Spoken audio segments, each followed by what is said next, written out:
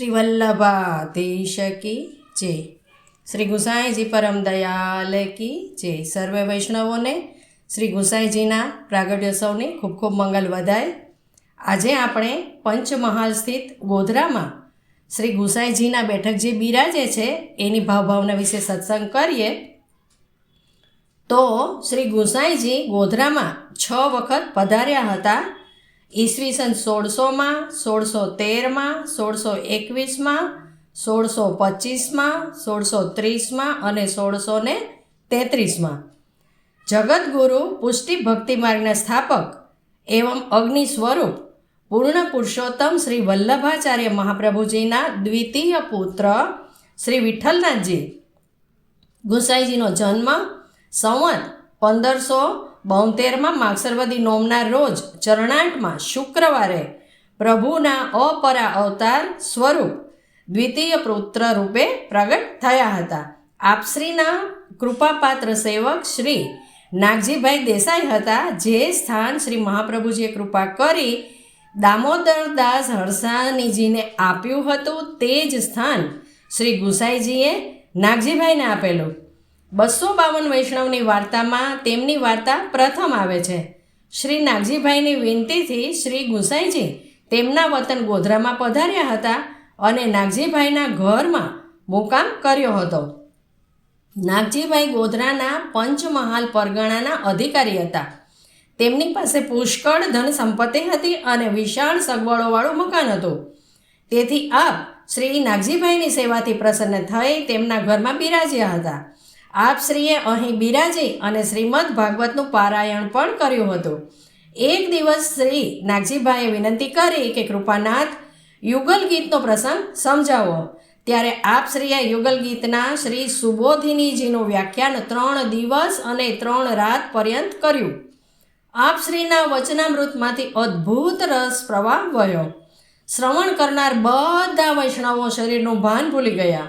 પ્રસંગ પૂરો થતાં આપશ્રી એ સૌને સાવધાન કર્યા. આપશ્રીનું આવું અપૂર્વ પ્રતાપ બળ જોઈ અને ઘણા જીવો શરણે આવ્યા.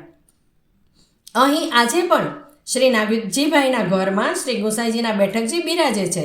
શ્રી નાગજીભાઈ સાથોદર નાગર બ્રાહ્મણ હતા. તેમના વંશમાં આજથી થોડાક વર્ષો પહેલાં હરિહર્ષદ ધ્રુવ અને કેશવ હર્ષદ ધ્રુવ નામે 2 ભાઈઓ થઈ ગયા, જેઓ ગુજરાતી ભાષાના પ્રથમ કક્ષાના વિદ્વાન સાહિત્યકારો હતા. કાળક્રમે તેઓ શૈવ બનેલા.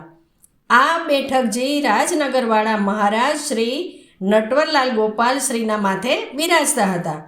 હરિહર્ષદ ધ્રુવને વિચાર આવ્યો કે બેઠકજીનું મકાન મારું વડીલોપાર્જિત છે, માટે તે અમને મળવું જોઈએ. તેથી તેમણે રાજનગરવાળા મહારાજશ્રીની વિરુદ્ધ ગોધરાની કોર્ટમાં દાવો દાખલ કર્યો.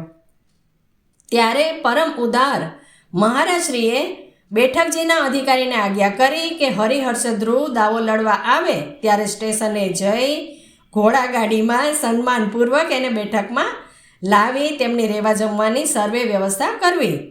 એમ ગોધરા આવેલા હરિહર્ષદ ધ્રુવ સ્નાન કરી શ્રી ગુસાઈજીના નિજ મંદિરની બહાર તિબારીમાં ઊભા રહી ધોતિયું પહેરતા હતા. ત્યારે ગુસાઈજીની ઈચ્છાથી નિજ મંદિરમાંથી પ્રકાશની એક જ્યોત બહાર આવી. હરિહર્ષદ ધ્રુવના ધોતિયાને આગ લાગતા ધોતિયું બળ્યું.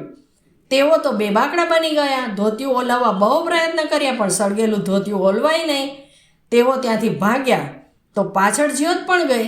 વધારે બેબાકડા બનતા એમને થયું કે અહીં બિરાજતા પ્રભુનો મેં દ્રોહ કર્યો છે, તેથી આ ફળ ભોગવું છું. તેથી તેમને મનોમન નિશ્ચય કર્યો કે આવો દાવો મારે લડવો નથી. તરત જ જ્યોત અદૃશ્ય થઈ ગઈ. તેઓએ કોર્ટમાં જઈ દાવો પાછો ખેંચી લીધો. આમ શ્રી ગુસાઈજીએ આ સ્થાનમાં પોતાનો પ્રગટ પ્રતાપ બતાવ્યો છે. 1947માં દેશ આઝાદ બનતા હિન્દુ અને વિધર્મીઓ વચ્ચેના તોફાનોમાં અહીં મોટું તોફાન થયું હતું. બેઠકજીની આજુબાજુમાં વિધર્મીઓનો વિસ્તાર હોવાથી એક સવારે ટોળું સળગતા કાકડા લઈ હિન્દુઓના વિસ્તારમાં બાળતું, આગ લગાડતું આગળ વધતું આવતું હતું.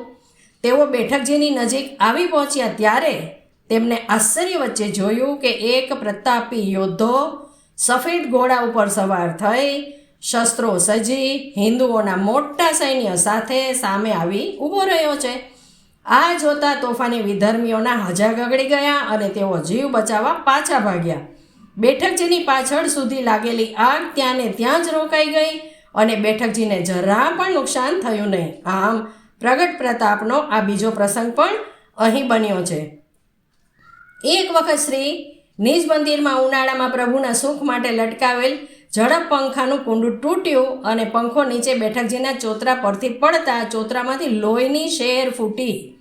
શ્રી ગુસાઈજીને આ અંગે આવો પરિશ્રમ થયાના વૈષ્ણવોને દર્શન થયા. આમ આપ શ્રી બેઠકજીમાં અને સર્વસ્થાનમાં પ્રત્યક્ષ રૂપે બિરાજો છો તેવો અનુભવ કરાવ્યો. તે સમયના મુખિયાજીએ હળદર દબાવી દીધી અને ઠાકોરજીની ક્ષમા માંગી ખૂબ વિનંતી કરી ત્યારે લોહી બંધ થયું. આજે પણ ચોતરાજીના સન્મુખ ઊભા રહીએ ત્યારે ડાબી તરફ કોર્નર પર આ ઘાના નિશાન છે. આ બેઠકજીમાં આગલા દિવસે ઉપવાસ કરી જારી ચરસ કરવા હોય તો કોઈ પણ વૈષ્ણવો જઈ શકે છે અને જારી ચરસ કરી શકે છે. તો આ ગોધરાના બેઠકજીનું ચરિત્રનો આજે આપણે સત્સંગ કર્યો. શ્રી ગુસાઈજી પરમ દયાલે કી જય. પુષ્ટિ પ્રભુની જય.